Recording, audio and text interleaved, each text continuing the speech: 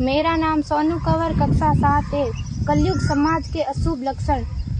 कुटुंब कम हुआ, संबंध कम हुआ, प्रेम कम हुआ, मर्यादा कम हुई, लाज लज्जा कम हुई, विनम्रता कम हुई, समर्पण कम हुए, पुस्तक वाचन कम हुआ, खान पान की शुद्धता कम हुई, बाल कम हुए, कपड़े कम हुए, नींद कम हुई, घी मक्खन कम हुआ, पीतल तांबे के बर्तन कम हुए, भाई भाई का प्रेम कम हुआ, सत्य कम हुआ, अतिथि कम हुए, धैर्य कम हुआ, श्रद्धा और विश्वास कम हुआ, बड़ों का सम्मान कम हुआ और भी बहुत कुछ कम हुआ, जिससे जीवन सहज था, सरल था। संतान को दोष न दे।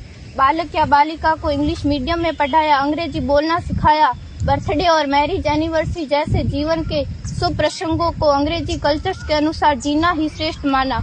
माता पिता को मम्मी डैड कहना सिखाया। जब अंग्रेजी कल्चर से परिपूर्ण बालक या बालिका बड़ा होकर आपको समय नहीं देता, आपकी भावनाओं को नहीं समझता, आपको तुच्छ मानकर आपसे जुबान लड़ाता, जब आपको बच्चे में कोई संस्कार नजर नहीं आता, तब घर के वातावरण को गमगीन किए बिना, संतान को दोष दिए बिना एकांत में जाकर रो लीजिएगा, क्योंकि पुत्र या पुत्री की पहली वर्षगांठ से ही भारतीय संस्कारों के बजाय, मंदिर जाने के बजाय केक कैसे काटा जाता है, यह सिखाने वाले आप और अम्मी है। जब बच्चा पहली बार घर से बाहर निकलता है तो प्रणाम और आशीर्वाद के बदले बाय बाय कहना सिखाने वाले आप और अम्मी है।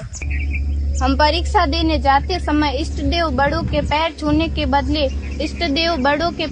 के बदले बेस्ट ऑफ लक कहकर परीक्षा भवन तक छोड़ने वाले आप और अम्मी है। बालक या बालिका के सफल होने पर घर में परिवार के साथ बैठकर खुशियां मनाने के बदले होटल में पार्टी मनाने की प्रथा को बढ़ावा देने वाले आप और अम्मी है।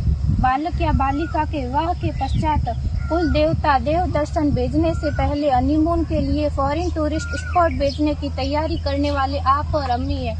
ऐसी कई ढेर सारी अंग्रेजी कल्चर्स को हमने जाने अनजाने स्वीकार कर दिया है। अब तो बड़े बुजुर्गों के पैर छूने में भी शर्म आती है। गलती किसकी? मात्र आपके माता और पिता की।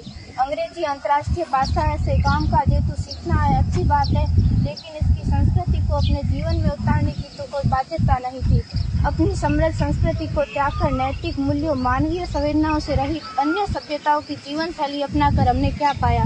अवैध संबंध, टूटते रिश्ते, व्यसन युक्त धन, थके हारे मन, छल भरे रिश्ते, अनुशासनहीन संतानें, असुरक्षित समाज। एक बार विचार जरूर कीजिएगा कि संस्कारवान पीढ़ी क्यों आवश्यक है।